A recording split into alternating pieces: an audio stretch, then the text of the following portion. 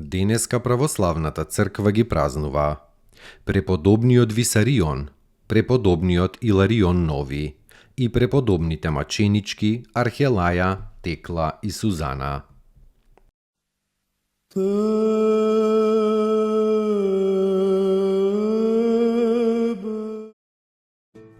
Преподобниот Висарион, роден и воспитан во Египет, рано се оддал на духовен живот и не ја извалкал духовната кошула во која се облекол со светото крштение. Го посетил светиот Герасим на Јордан и го слушал светиот Исидор Пелусиот.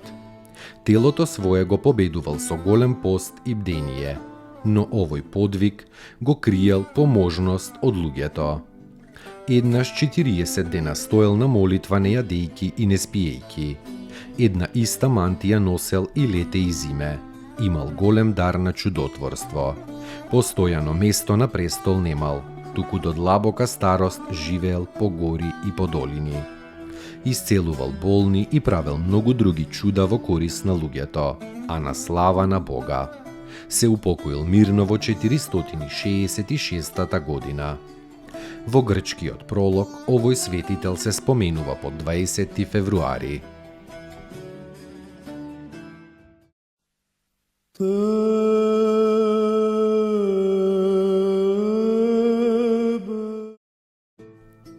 Преподобниот Иларион Нови, игумен на далматинскиот манастир во Цариград, му бил ученик на светиот Григорий Декаполит и поддржувател на животот на светиот Иларион Велики, чие име и го зел.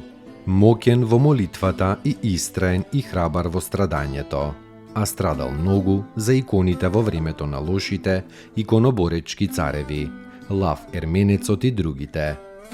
Потоа царот Лав го исекле со меч неговите собствени војници во истата црква и на истото место каде што тој прв им се подсмевал на иконите и откај што ја тргнал првата икона.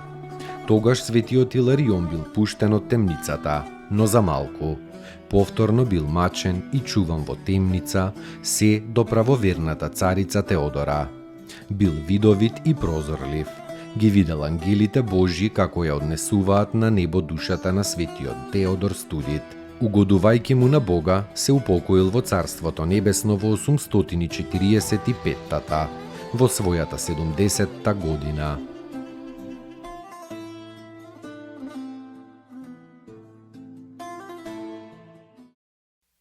Спаси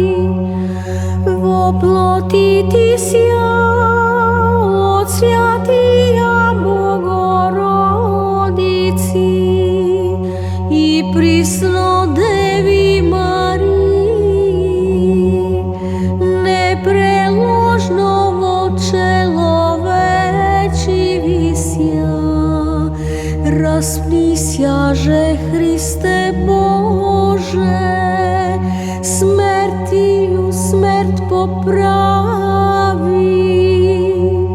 Един си святија Тројци, спрославляеми Отцу и Святому Духу, спаси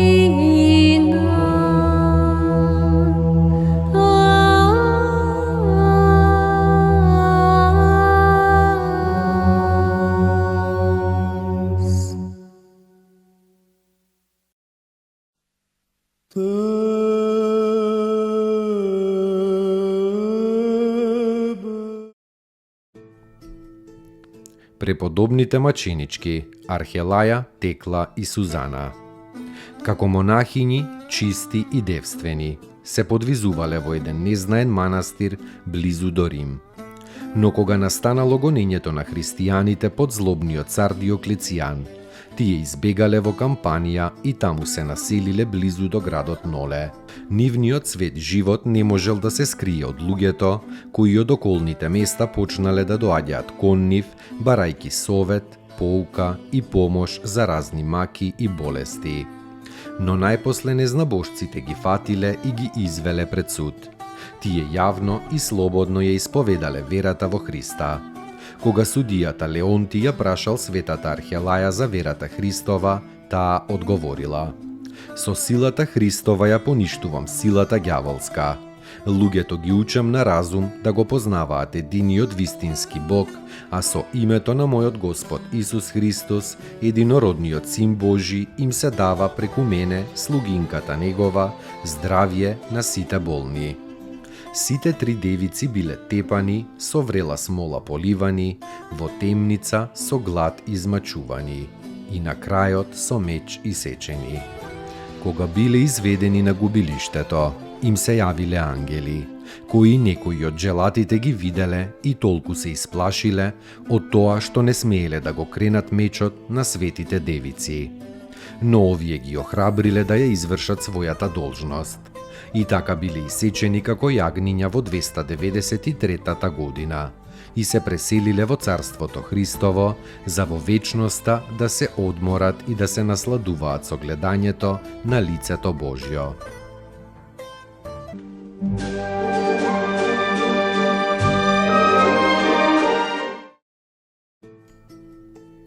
Поуки од светите отци.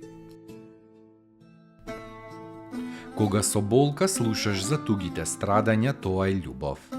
Дури и само еден единствен сострадален поглед и еден сочувствителен збор упатен кон оној што е во неволја.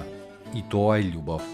Кога со него ќе ја споделиш жалоста и ќе му подадеш малку спокојство во тешките мигови, и тоа е љубов. Љубов е кога го понесуваш тешкиот збор што ќе ти го речат. Свети Пајси Светогорец.